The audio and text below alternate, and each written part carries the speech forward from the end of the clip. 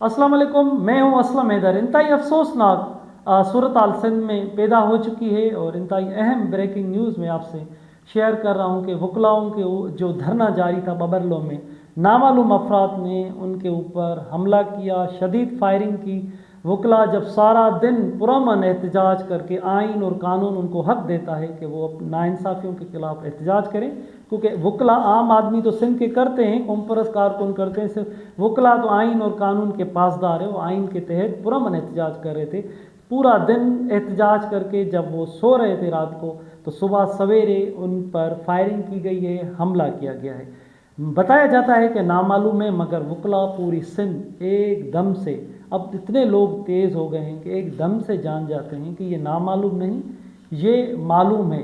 जब मालूम हो जाता है तो एक बंदा भी जब किसी के ऊपर एफआईआर कहे कि ये इस पर शक है मेरा या इसने मुझ पर हमला किया है, तो एफआईआर होकर उस पर इन्वेस्टिगेशन होनी चाहिए।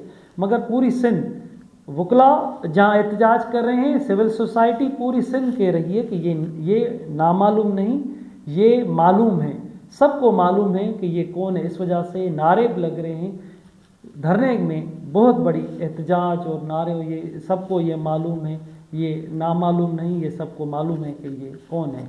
तो इतना बड़ा एहतजाज इस वक्त जारी है और इस एहतजाज में वकला जैसे ही ताज़ा तरीन ये सूरत हाल है कि जैसे ही मालूम हुआ है पूरे सिंध को, पूरी सिंध से रैलियाँ, बड़ी मार्च, लोग घरों से निकलकर धरने की तरफ बबरलो में जा रहे हैं, जिस इंडस हाईवे पे वकलाओं का इस वक्त नेशनल हाईवे पे धरना जारी है।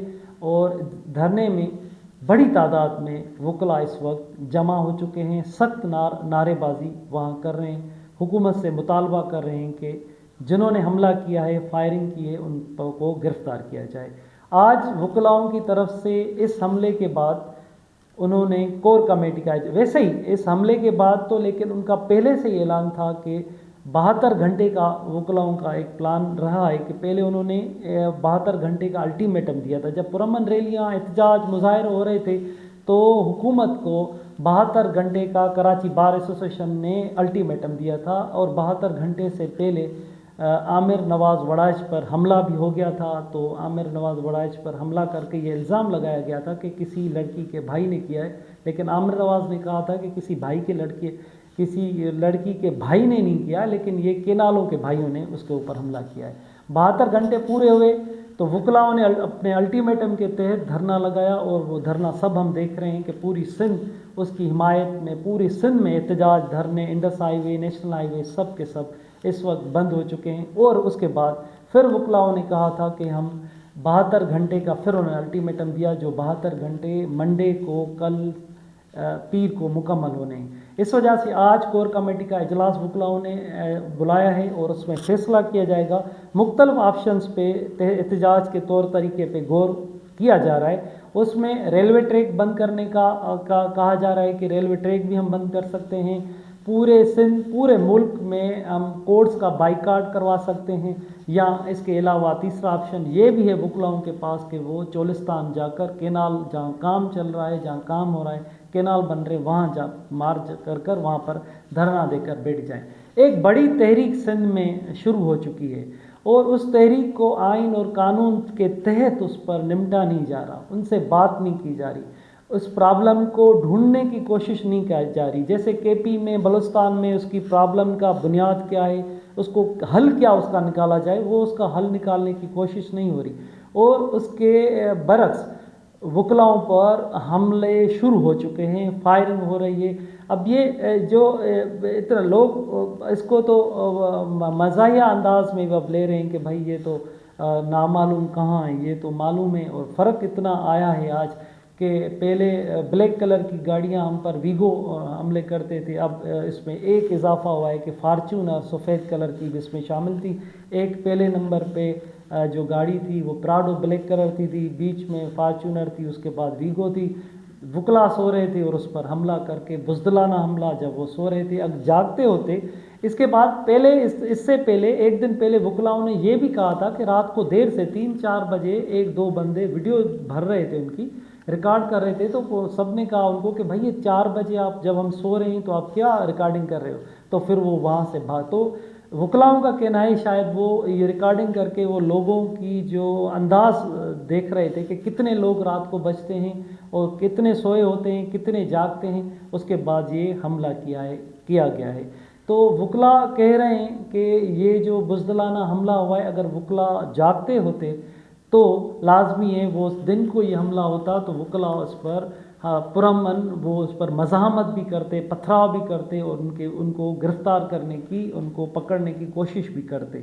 मगर ये जो वीडियोज़ वकलाओं की तरफ से जारी की गई हैं, उन वीडियोज़ में देखा जा सकता है कि जब वो प्राडो, फार्चूनर और वीगो फायरिंग करके निकल रहे हैं तो सोए वकला उठे हैं और वो एडवोकेट उन पर पथराव कर रहे हैं, पत्थर उनको मार रहे हैं, लेकिन वो फायरिंग करते चले गए हैं। अब ये जो नतीजे निकाले गए हैं कि हम ज़बरदस्ती इनको उठा देंगे, और तो वकलाओं ने कहा है कि हम उठेंगे नहीं। जो मुजाहिरे बैठे हैं वहाँ पर वो कह रहे हैं कि हम किसी भी सूरत यहाँ से जाएंगे नहीं। ये बात उन्होंने आमिर नवाज़ वड़ाइच, अतर अब्बास सोलंकी और सरफराज मेतलो, उन सब का कहना है कि ये बात हुकूमत, रियासत, इदारे सब सुन लें कि हम यहाँ से जाएंगे नहीं। तब जाएंगे जब केनालों का नोटिफिकेशन, केनालों का ऐलान वापस नहीं लिया जाता। उन्होंने बिल्कुल क्लियर एक चीज़ बता दी है, हम आइन के तहत, कानून के तहत यहाँ धरना देकर पुरअमन बैठे हैं, वकलाओं का कहना है। उसके बाद ये होता है कि पूरी सिंध में आज GSM कोहिमा की काल पर पूरी सिंध में पुरअमन एक शटर बंद हड़ताल, पूरे सिंध के जो दुकान हैं, बाज़ारें हैं, शहर हैं, वो बंद है। इंडस हाईवे बंद है, गली गली में हर कोई सा ऐसा कश्मोर, लाड़काना, रतोदेरो, हैदराबाद, जामशोरो, कोई भी ऐसा इंडस हाईवे नहीं रहा जहाँ पर धरने ना हो। पूरी रात धरने चले हैं। नेशनल हाईवे बंद है, कमू शहीद बंद है। पंजाब जाने के लिए जितने बड़े कंटेनर थे, बड़े ट्रकें थी, वो सब के सब हज़ारों लाखों की तादाद पर रोडों पर खड़ी हैं और ट्रैफिक पूरे मुल्क की जाम हो चुकी है। क्योंकि सिंध बंद होती है, सिंध से गुज़र होता है, यहाँ का पोर्ट यहाँ पर है।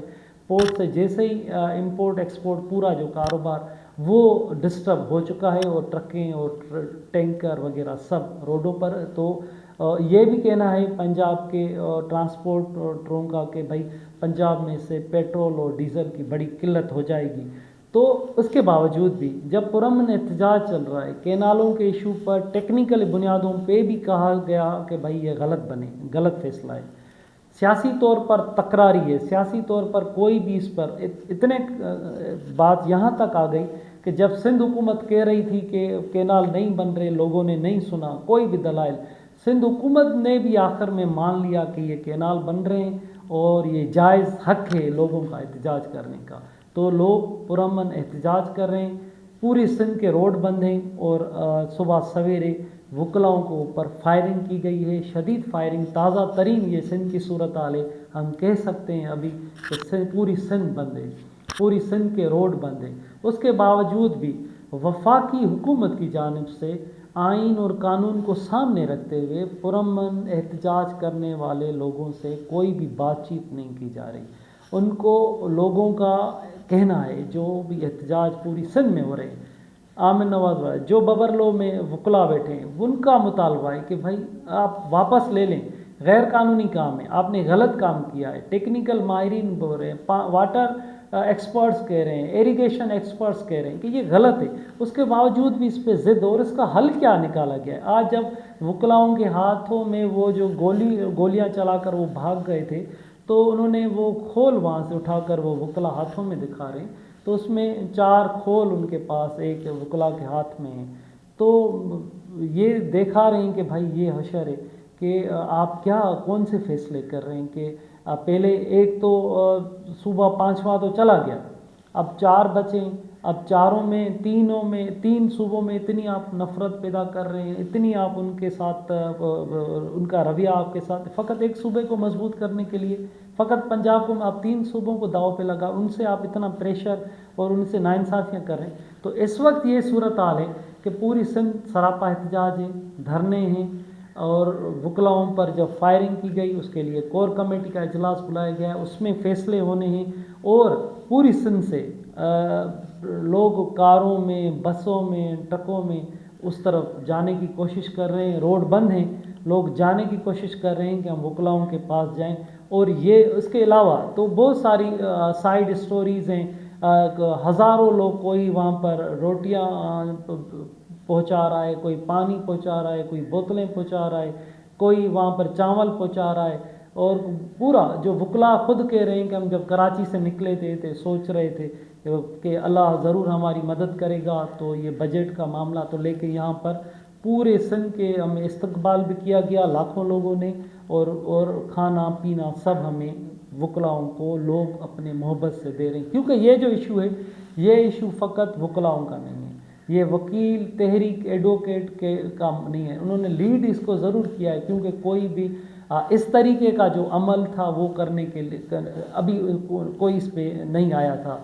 एहतजाज कर रहे थे सियासी तंजीमें, पुरअमन रैलियाँ, मुजाहरे, जलसे, तकरीरें, सेमिनार, कॉन्फ्रेंस, मगर रोड बंद करने का फर्स्ट कदम उठाया है वकलाओं ने, जिसके बाद और जो कॉम्परस जमायतें हैं, सियासी, सिविल सोसाइटी, सब के सब, कोई भी, अब हम कह सकते हैं 7 करोड़ लोगों में से कोई भी ऐसा बंदा अब नहीं रह गया कि वो कहे कि भाई कैनाल ठीक है, आप पानी आए फिर आप बनाएं, यूँ करें। कोई भी, पूरी सिंध इस पर एक नुक्तर पे है कि ये कैनाल सिस्टम में पानी बिल्कुल नहीं है, और इसके बावजूद ये है कि आप कैनाल ऊपर बना नहीं सकते। अगर पानी होता भी, इस वक्त खुश्क साली है, एक बूंद भी नहीं है पीने पानी के लिए, ज़रात के लिए। डाउन स्ट्रीम ऊपर आ रहा है, शहर के शहर तबाह, इको सिस्टम यहाँ का, इंडस डेल्टा सब तबाह हो रहा है। अगर लोग कह रहे हैं कि भाई अगर पानी होता भी तब भी आप गैरकानूनी कैनाल ऊपर नहीं बना सकते, क्योंकि 66 लाख 80 लाख एकड़ ज़मीन आप आबाद करेंगे सिंधु दरिया से पानी उठा के, तो 1991 के मुआहदे के तहत सिंधु को पानी कैसे दिया जाएगा? आप पूरा पानी उधर ले जाएंगे, तो कैनाल आप बनाएंगे तो सिंधु में पानी नहीं होगा। सिंध की आप वहाँ की 80 लाख एकड़ आबाद करेंगे कि यहाँ की 1.5 करोड़ आप ज़मीन बंजर और तबाह कर देंगे। तो सिंध के लोग सरापा एहतजाज हैं, सिंध में पानी नहीं है, सिंध में गुस्से की लहरें। और हम तो इस पर भी अगर हम बात करें कि अब तो सिंध में, तो क्या पंजाब में, कि वहाँ किसान पार्टी एहतजाज कर रही है, आबादगार पंजाब के एहतजाज, सराइकी, खुद सराइकी लीडरान बाबर लो धरने में आए कि भाई ये तो हमारे लिए है ही नहीं, ये तो और लोगों के लिए, हमारे लिए तो आम किसान और किसाहारी के लिए, आबादगार के लिए ये तो कैनाल ही नहीं है, ये तो एक ख़ास लोगों के लिए कैनाल बनाए गए। तो वो मामला इस मुल्क में हमेशा ऐसे क्यों होता है कि वो मामला जिस पर लोग राज़ी ना हो, सूबे राज़ी ना हो, कालाबाग डैम का मामला हो, NFC अवार्ड का इशू पे तकरार रहे, ग्रेटर थल कैनाल पे इशू पे रहे, अब चोलिस्तान पे जब लोगों के लिए आप बना रहे हैं, हुकूमत इदारे लोगों के लिए बनाए गए हैं, अगर लोग कह रहे हैं कि ये ज़्यादती है हमसे, तो लोगों की बात सुनी जाए। इससे क्या ज़िद से कि तकरार पैदा और मामला ख़राब हो रहे हैं। तो इसका आइनी और कानूनी हल यही है कि आप लोगों को एहतराम करें, लोगों को, लाखों लोगों, करोड़ों लोगों की आवाज़ ज़रूर सुननी चाहिए। अगर वो नहीं सुनी जाती तो फिर उससे क्या होता है, आप पूरी तारीख उठा के देखेंगे तो ये पूरी तारीख एक भरी पड़ी है कि आप लोगों के फ़ैसलों के ख़िलाफ़, लोगों के दिलों के ख़िलाफ़ आप फैसले करेंगे, आइन से हटकर, कानून से हटकर, तो लोग ऐसे ही रोडों पे आएंगे जैसे आप पूरी सिंध, पूरी तारीख में हम जितने भी सालों से रिपोर्टिंग कर रहे हैं अपनी उम्र के हिसाब से, तो कालाबाग डैम की, ग्रेटर थल कैनाल की तहरीक हो, और दोहरा निज़ाम हो, और या जजीरों का इशू हो, सबसे ये जो तहरीक है ये सबसे तेज़ तहरीक और सबसे मजबूत तहरीक उभर कर सामने आई है। और सब मुतालबा कर रहे हैं कि कैनाल वापस लिए जाएं, जो उन्होंने हमले किए हैं उनको फौरी तौर पर गिरफ़्तार किया जाए, और वाकई भी सरकार को इस पर सोचना चाहिए। इसका ये हमले वाला हल तो बिल्कुल और भी उनके खिलाफ नफ़रत और गुस्सा पैदा कर रहा है। जो भी अपडेट्स होंगी मैं आपके साथ शेयर करूँगा। मेहरबानी।